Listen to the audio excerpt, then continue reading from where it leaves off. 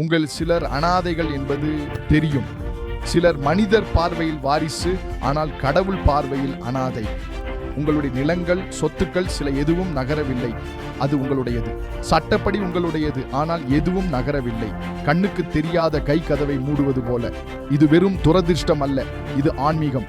இது தலைமுறை சார்ந்தது. இன்று நீங்கள் நுழைய வேண்டிய தீர்க்க தரிசன உலகம் இது. யோவான் 10ஆம் அதிகாரம் 10ஆம் வசனத்திற்கு செல்லுங்கள். கவனமாக கேளுங்கள். திருடன் என்ற சொல் பிசாசை குறிக்கிறது. சில நேரம் வேதம் தெரிந்திருப்பது நம்மை அந்த வசனத்திலிருந்து பெறுவதை தடுக்கிறது.